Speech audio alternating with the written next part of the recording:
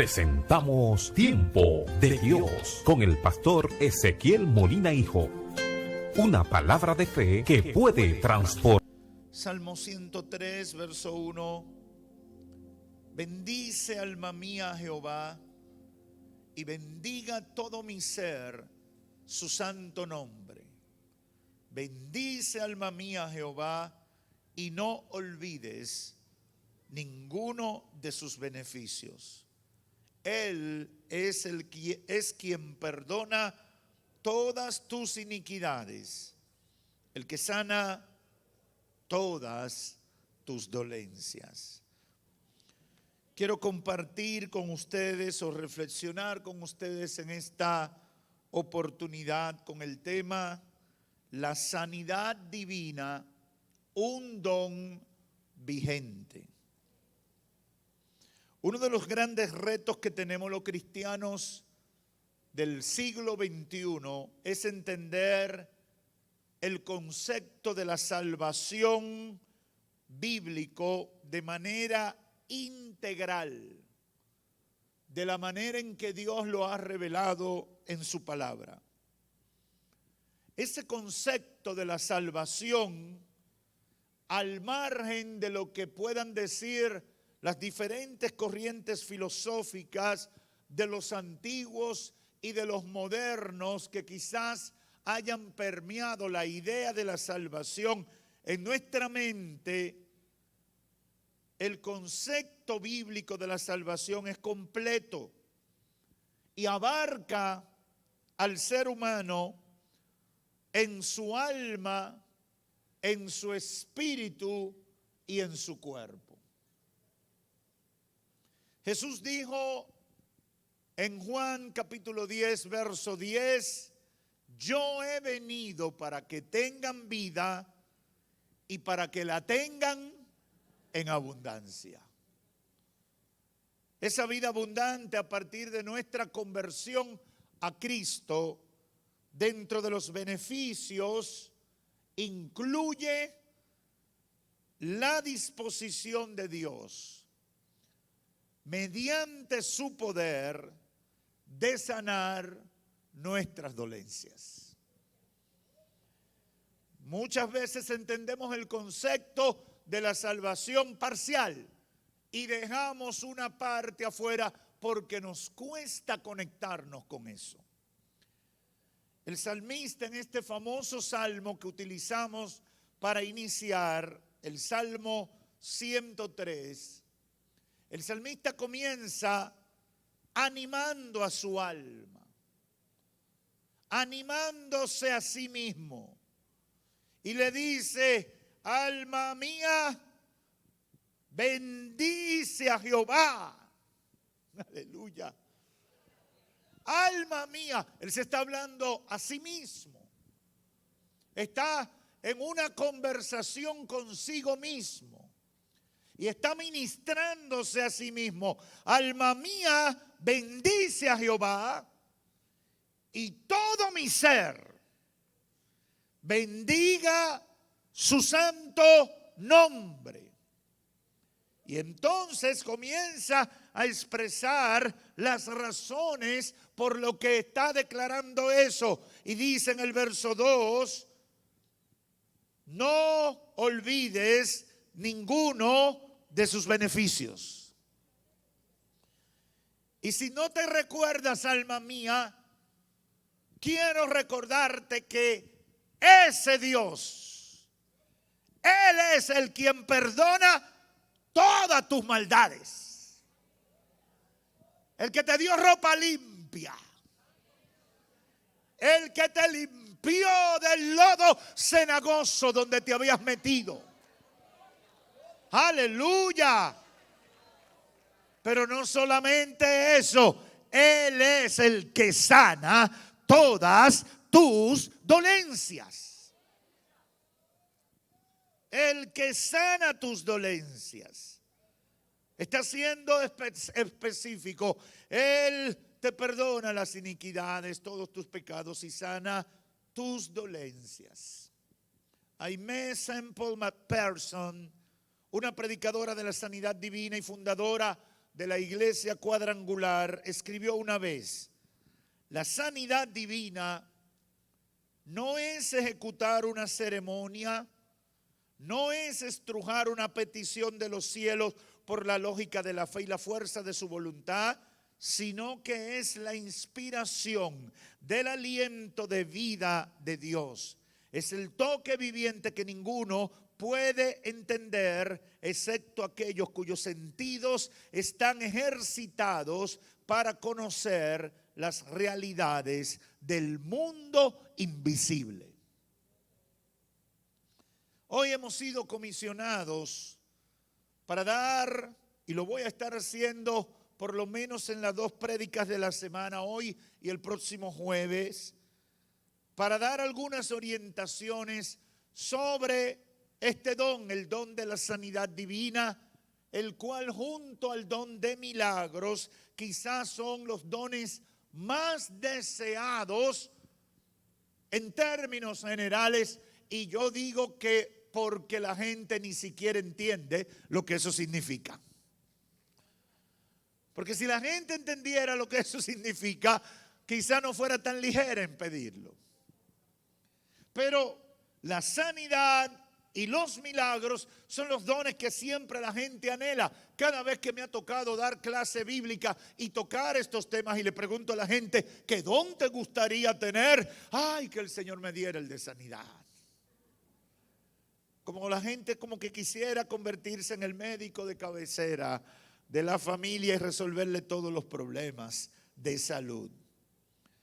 Por eso quiero comenzar analizando este don y quiero primeramente enfocar o analizarlo a la luz de la Biblia, cómo podemos ver el tratamiento de todo esto con respecto a la sanidad y a lo que evoca el salmista en el Salmo 103 en una panorámica de la Biblia. Por ejemplo, en el Antiguo Testamento encontramos a Moisés orando por su hermana leprosa.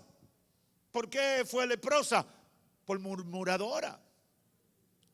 Lo que yo llamo el pecado de los evangélicos, o de muchos evangélicos, la murmuración. Porque la murmuración se piensa que no es un pecado, pero es igualito que el homicida. Y para donde va el homicida y lo mentiroso, para ese mismo lugar van los murmuradores. Encontramos a Moisés orando por su hermana leprosa y ella recibiendo sanidad. Luego también encontramos al profeta Eliseo ministrando sanidad al famoso general sirio Naamán, después de obedecer el mandato del profeta. Pero en Éxodo 15, verso 26, Dios se identifica como el Dios sanador de su pueblo Israel. Mire cómo lo declara en el verso 26 de Éxodo 15. Yo soy Jehová, tu sanador. Y en el contexto que se lo está diciendo en torno a todo lo que Él espera que ellos como nación consideren como favor, como recurso de parte de Dios para ellos vivir de manera independiente en la tierra, contando con el respaldo de Dios. Yo soy Jehová tu sanador. Es decir, yo soy el ministro de salud de ustedes. Yo me encargo de sus dolencias. En Deuteronomio 7, 14 al 15, el Señor vuelve sobre el tema y le dice: yo apartaré de ti toda enfermedad. Toda enfermedad que aparezca en el panorama de ustedes, dice el Señor, yo lo apartaré de ustedes. Impresionante eso, ¿verdad? Pudiéramos seguir enumerando diferentes sanidades, pero simplemente para hacer referencia rápida y breve de lo que encontramos en el Antiguo Testamento. Pero por ejemplo, en el mismo Antiguo Testamento, pero haciendo referencia al sacrificio de Cristo en la cruz del Calvario, el profeta Isaías en el capítulo 53, versos 4 al 6, dando esta palabra de revelación, anunciando la obra restauradora de Cristo, dice: ciertamente llevó Él nuestras enfermedades y sufrió nuestros dolores, y nosotros le tuvimos por azotado, por herido de Dios y abatido. Mas el herido fue por nuestras rebeliones, molido por nuestros pecados. El castigo de nuestra paz fue sobre él, y por su llaga fuimos nosotros curados. Ahora en Mateo capítulo 8, versos 16 y 17, esta palabra profética de 8 siglos aproximadamente antes de Cristo se cumplen en la vida de Cristo. Y mire cómo lo declara el mismo evangelista Mateo. Y cuando llegó la noche, Cristo había sanado a la suegra de Pedro. Y todo el mundo se dio cuenta del poder sanador que fluía a través de su persona. Y mire, cuando llegó la noche, dice Mateo, trajeron a Cristo muchos endemoniados. Y con la palabra, ¿con qué? Con la palabra echó fuera a los demonios y sanó a todos los enfermos, para que se cumpliese lo dicho por el profeta Isaías cuando dijo: Él tomó nuestras enfermedades y llevó nuestras dolencias. En la cruz del Calvario, Cristo conquistó nuestra sanidad. Yo sé que eso no se entiende mucho, pero yo se lo repito, porque eso debe ser motivo de gozo para nosotros. En la cruz del Calvario, Cristo conquistó nuestra sanidad. Pero no podemos dejar fuera el Nuevo Testamento. En todo el Nuevo Testamento encontramos a Jesús y los apóstoles ministrando sanidad a la gente. Fue una marca del ministerio de Jesús. Y eso es importante, que muchos hermanos que le tienen pánico o le tienen fobia a los dones y a la manifestación de los dones del Espíritu Santo, entiendan que el ministerio de Cristo se caracterizó por el poder sanador que había en él para llevar liberación espiritual y sanidad física. Que en términos prácticos está incluido en un mismo formato, y por eso el salmista en el Salmo 103 hace referencia a las dos acciones. Él limpió, lavó todas tus iniquidades, todo tu pecado, y sanó todas tus dolencias. El ministerio de Cristo llevaba salvación, perdón de pecado y sanidad y liberación espiritual. Pero si lo vamos a identificar con algo que fue muy constante en todo, vamos a encontrar el don de sanidad. Los evangelios están llenos de eso. Milagros portentosos, sanidades impresionantes. El término griego con el que se define salvación dentro del idioma griego en el que se escribió el Nuevo Testamento implica al mismo tiempo la liberación y la sanidad, como pasó con el ciego Bartimeo en Marcos capítulo 10, versos 46 al 52. Encontramos sanidad también a través de los apóstoles. No fue algo que ocurrió exclusivamente con Cristo, como algunos tratan de argumentar en nuestros días.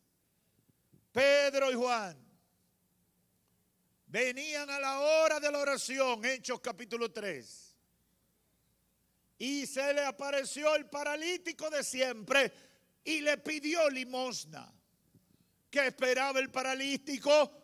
Lo único que podía encontrar en la gente común y corriente, un poquito de dinero que lo ayudara a sostenerse.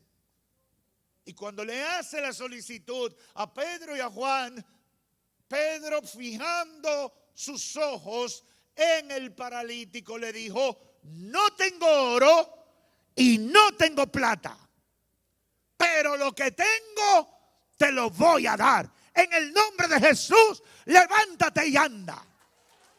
Aleluya. No tengo lo que tú esperas, no puedo llenar tus expectativas materiales, pero tengo la solución a tu problema. Aleluya. Pedro y Juan, y podemos seguir mirando, pero si nos vamos con el caso del apóstol Pablo en Éfeso, que yo llamo la visita de Pablo a Éfeso como el avivamiento de Éfeso. Usted lo puede estudiar en los libros de los Hechos. Hechos 19, 11 al 12 dice: y hacía Dios milagros extraordinarios por mano de Pablo, allá llegando a la ciudad de Éfeso, de tal manera que aún se llevaban a los enfermos los paños y delantales de su cuerpo, y las enfermedades se iban de ellos, y los espíritus malos salían. ¿Usted entendió eso? Llévale el pañuelo al paralítico. Pónselo encima que se va a parar. Alaba. No es una instrucción, no es una doctrina de que nosotros necesariamente tenemos que usar ese método, como han hecho algunos grupos. Era que lo que estaba fluyendo, el poder que estaba fluyendo, produjo un fenómeno como ese. Felipe en Samaria, uno de los apóstoles que en un momento tenía un alto nivel de incredulidad, o quizás no tenía una fe tan madura o tan intensa. En Hechos capítulo 8, versos 5 al 8 dice: entonces Felipe, descendiendo a la ciudad de Samaria, les predicaba a Cristo. Y la gente, unánime, escuchaba atentamente las cosas que decía Felipe, oyendo y viendo las señales que hacía, porque de muchos que tenían espíritu inmundo salían estos dando grandes voces, y muchos paralíticos y cojos eran sanados. Así que había gran gozo en aquella ciudad de Samaria. Eso era con Felipe. Un personaje que no era muy conocido y que el Señor en un momento le tuvo que decir: tanto tiempo que tienes conmigo y todavía no me conoces, Felipe. Ya aquí en el capítulo 8 del libro de los Hechos, mire lo que estaba pasando con Felipe. ¿Qué he querido transmitir con esta parte o esta panorámica a la luz de la Biblia? Lo que he querido transmitir es confrontador para la iglesia del siglo XXI. Porque la iglesia del siglo XXI se debate entre lo que yo pudiera decir el racionalismo y la incredulidad disfrazada de muchas cosas. El racionalismo fue un movimiento filosófico que trató de sujetar el evangelio a lo que decía la razón. Y obviamente la sanidad, los milagros, la manifestación del poder de Dios no encaja ni con la lógica ni con la razón. Porque precisamente por eso son milagros. Milagro es algo que vence las leyes de la naturaleza, que vence el conocimiento humano, que está fuera de todo lo que el ser humano en su conocimiento, en su razonamiento, en toda la información que maneja, no puede predecir ni esperar. Cuando el Señor sana a alguien, obviamente tiene que haber un problema en la mente de la gente que no lo entiende a través de la fe, porque eso solo lo puede aceptar y asimilar natural y tranquilamente el que tiene fe. El que no tiene fe tiene un problema con eso. No recuerdo ahora en qué iglesia de la que nuestra era que estaba en estos días, que alguien contaba el testimonio de algo que Dios había hecho en su cuerpo. Dios había sanado su cuerpo y entonces la persona va donde el médico chequea y dice, aquí hay un problema, parece que estos laboratoristas, los que hicieron esta analítica, la primera, se equivocaron, vuelve y hazte el análisis. La persona fue obedientemente sabiendo y se hizo el análisis. Y el médico dice, pues lo que se equivocaron fue lo que hicieron el diagnóstico primero. Porque no puede ser, lo que tú tenías no puede ser con esto que hay ahora. Es imposible que un cuerpo en tan pocos días haya pasado de un estado a otro. No es lógico. No es comprensible. Alguien se equivocó. O se equivocó el primero o se equivocan los de ahora. Pero alguien se tiene que haber equivocado. La persona cristiana, sabiendo la batalla que está teniendo el médico, le dice, no, doctor, no fue que nadie se equivocó. Yo le dije que yo le iba a pedir al Señor que obrara en mi vida. Y Él en su misericordia ha obrado.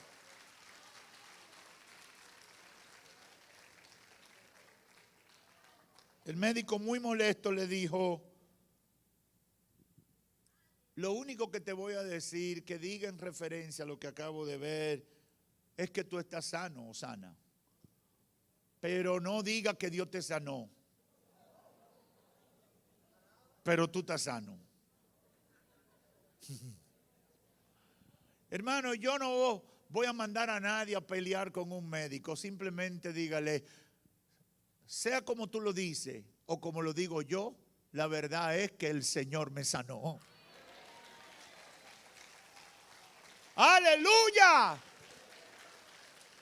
Como tú quieras decirlo. Como dijo el ciego de San Juan, capítulo 9.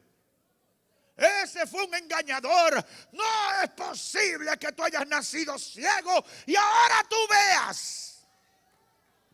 Y el ex ciego le respondió, yo no sé si él es un engañador o si viene de parte de Dios. Lo único que yo sé es que antes yo era ciego y ahora yo veo. Aleluya. Antes yo era ciego, pero ahora yo veo. Aquí hay gente que puede decir lo mismo. Antes yo estaba enfermo y ahora estoy sano. Antes yo tenía problemas y ahora soy libre. Antes yo era depresivo y ahora tengo gozo. Aleluya. Antes yo era un borrachón y ahora no necesito el alcohol. Antes yo era un drogadicto y ahora lo único que me inyecto es la insulina del Espíritu Santo. Aleluya. Yo no sé si aquí hay gente que puede decir eso. Aleluya. Oh, gloria a Dios. El don de la sanidad divina está vigente.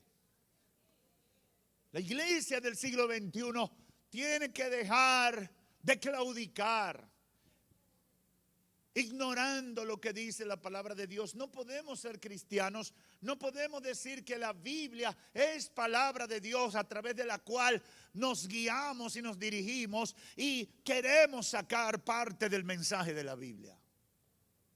La salvación, el proyecto de Dios de salvación incluye todos esos beneficios. Por eso Cristo dijo en Juan 10:10, el diablo ha venido para robar, matar y destruir, pero yo he venido para hacer la diferencia en ustedes. He venido para que tengan vida y que la tengan en abundancia. Aleluya, aleluya. Pastor, ¿y qué significa vida abundante? Vida abundante significa una vida de gloria, una vida de poder en poder, como dice el salmista. Vida abundante es que tengo problemas, pero tengo certeza de que Dios está conmigo. Tengo seguridad de que las promesas de Dios se van a cumplir en mí. Tengo certeza de que no importa el ambiente, no importa el pronóstico, no importa todo lo que diga el sistema, Jehová está conmigo como poderoso gigante.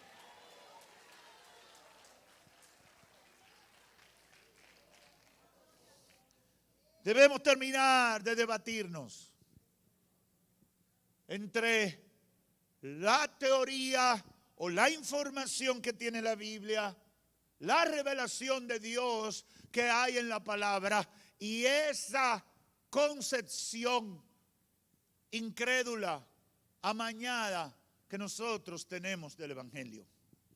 Y tiene que comenzar con nosotros como iglesia. Porque el mundo va a conocer de Dios lo que nosotros le prediquemos. ¿Usted sabía eso? La gente va a conocer de Dios lo que nosotros le prediquemos. No solamente con las palabras, sino con los testimonios. Con los testimonios, con las evidencias. La sociedad de este último tiempo requiere evidencias. Ya no se llevan solamente de lo que uno le pueda decir. Necesita tener conocimiento de una realidad,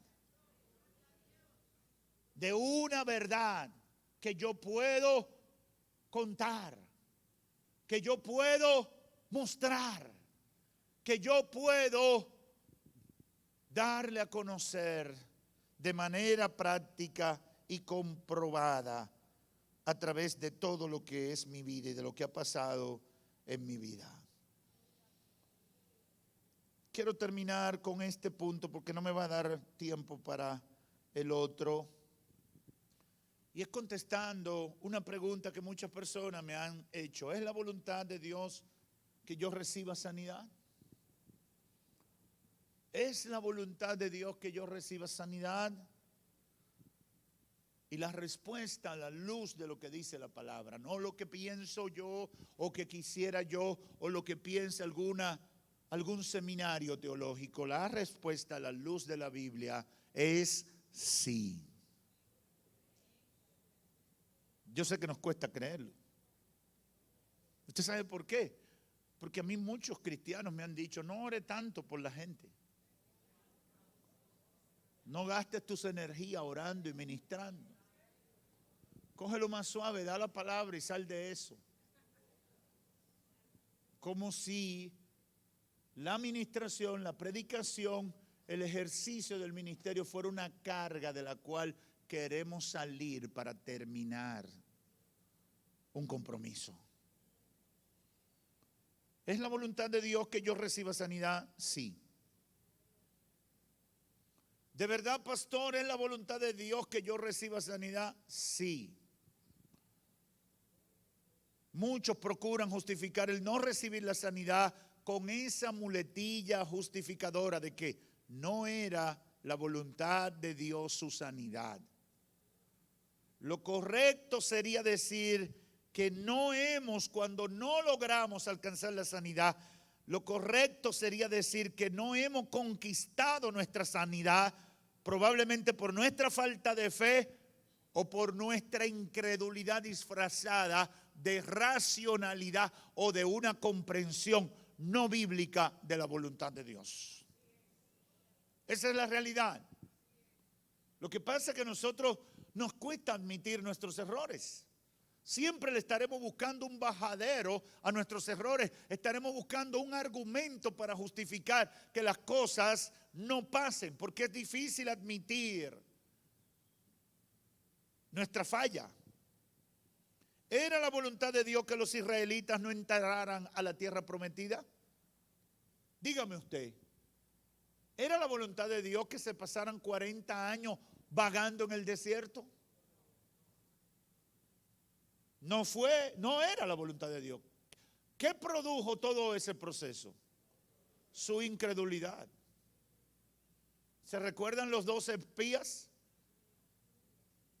10 dijeron, no way, Jehová prometió, pero eso está muy duro. Jehová dijo, hay mucha palabra de parte de Dios, pero aquí hay un problema. Dios no calculó bien. Ahí están los hijos de Anac. Gigantes. Come hombre. Y aunque Dios dijo, no. Ahora dice muy claramente la Escritura, pero habían dos. Y me encanta el detalle, que tenían otro espíritu. Quienes llegaron con un reporte diferente. Dios dijo que será nuestra tierra. Los frutos son como Dios lo dijo. Hay abundancia de leche y de pan. Hay gigantes también. Ahí están los hijos de Anac. Pero si Dios dijo, esa bendición va. Yo no sé si aquí hay gente que me está entendiendo. Si Dios lo dijo, esa bendición va. Pero mira los hijos de Aná. Si Dios dijo, eso toca.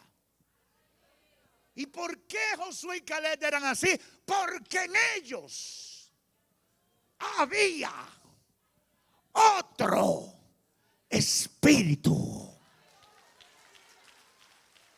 Yo no sé qué espíritu hay en ti. Yo no sé qué espíritu hay dominando tu mente y tu corazón.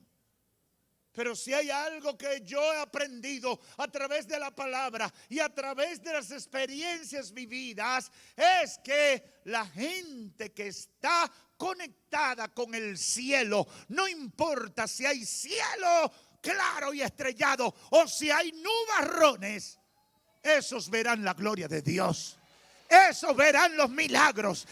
Esos testificarán de la grandeza y del poder de Dios. Eso es lo que podemos decir. Eso es lo que podemos decir. Es la realidad que podemos palpar a través de la experiencia y a través de lo que dice la palabra de Dios. Por eso Jesús vino al mundo a proveer todo el plan de salvación, con todos los beneficios. Limpieza de nuestros pecados y sanidad de nuestras dolencias. Jesús vino para salvar a todo el que se había perdido, pero hay gente que va para el infierno. No existe la salvación, existe. Pero hay gente que va para el infierno. Y se lo va a llevar el diablo. Ay, pastor, no lo diga. Sí, te lo digo. ¿Por qué? Porque el plan de salvación está ahí. Pero si tú no lo aprovechas, si tú no haces lo que te toca, tu destino es el infierno.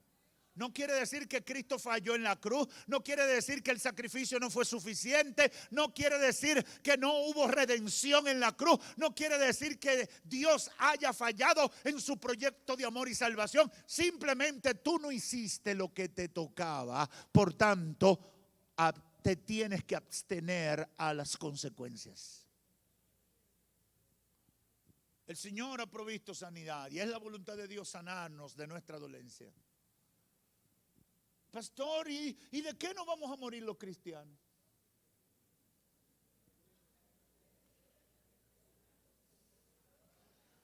Porque esos son de los argumentos y no quiero entrar en eso porque eso es muy amplio, pero hay muchas teorías para justificar la incredulidad y una de ellas es esa. Pastor, de algo tenemos que morir los cristianos. La Biblia está llena de ejemplos de gente que murió sin enfermarse. Y durmió con el Señor. La enfermedad es una consecuencia del pecado. Y el Señor ha prometido ser nuestro sanador. Porque es que yo tengo que creer todo lo que dice la Biblia. El propósito de Dios no ha sido que nosotros tengamos que morir necesariamente por enfermedad. Ni sufriendo 20 años con una enfermedad que no me deja vivir en agonía permanente. Ese no es el deseo de Dios. Pastor, no diga eso. No, sí, te lo voy a repetir. Ese no es el deseo de Dios. Tenemos que buscar dónde está el problema, pero de Dios no viene el problema. Como cuando usted ve el infierno lleno de gente muriendo, perdida eternamente y para siempre. No fue el fallo de Dios. Dios ha hecho todo lo necesario. Nos tiene a nosotros predicando 24 horas, los 7 días de la semana. Y hay gente que se va a lamentar y hay gente que se va a quejar porque se va a ir al infierno. Y van a decir, pero debió Dios hacer algo para que yo no me pierda. Pero lo hizo, varón. El problema es que tú no has querido hacer lo que te toca. ¿Qué es lo que estoy diciendo? El don de sanidad está vigente. Y yo tengo que buscar mi bendición. Vuelvo y repito, yo tengo que buscar mi bendición. Yo tengo que orar, yo tengo que creerle a Dios, yo tengo que exponerme al poder de Dios, yo tengo que confesar con mis labios que creo que la palabra de Dios lo dice y puede ocurrir en mí. Yo no he visto ningún indiferente que Dios lo sane. Esa gente que se quiere, si Dios me quiere sanar, que venga aquí. Yo no he visto a nadie que Dios lo sane así. Y el jueves voy a tratar de una serie de casos donde opera algo más que la fe. Pero el tema es que Dios quiere sanarnos. Pero ¿cuál es mi actitud frente al poder de Dios? ¿Cómo me veo? ¿Qué pienso? Con hechos y palabras. ¿Estoy creyendo realmente que el Señor me puede sanar? ¿Estoy entendiendo que en la palabra de Dios hay razones para yo creer en que es posible que ocurra un milagro en mí? Debemos revisar eso en nuestras vidas. Porque yo creo que hay muchos que están sufriendo porque no conocían lo que la palabra de Dios dice sobre este punto. Y yo he venido de parte del Señor en esta hora a decirle, el don de sanidad está vigente. Trata de aprovecharlo. Trata de aprovecharlo como la salvación del alma para los amigos. Trata de aprovecharlo. Dios lo tiene ahí, está disponible. Ahora, ¿quién lo arrebata? ¿Quién lo alcanza? Esa parte nos toca a nosotros. Hermano, hermana, si estás enfermo, arrebata tu bendición y dile, Señor, yo necesito un milagro. Yo quiero que tú me sanes. Yo quiero que tú te glorifiques en mi vida. Yo te creo, Señor. Pastor, yo se lo dije hace como 3 meses al Señor. Yo le dije que yo le creía. Y en los últimos 3, ¿se lo ha dicho? En los últimos 3 se lo dijiste. No, pero yo pensé que ella no tenía que decírselo más. Dime, pero ven acá, y es que hay una economía en el cielo, están racionando la fe para que no se gaste. Necesitamos creer y con fe decirle, Señor, yo sé que tú eres poderoso para sanar y yo necesito un milagro. Yo necesito que me sanes. Yo necesito que me salve. Pecador, dile al Señor hoy, yo necesito que me salve. Yo necesito que me perdones. Yo necesito que tú muestres tu amor y tu misericordia en mí. Yo lo necesito y yo te garantizo que el que toca la puerta de la misericordia y el trono de la gracia y la misericordia de Dios alcanzará el socorro oportuno, porque Dios nunca está descuidado. Él siempre está atento a todas nuestras necesidades. Hemos presentado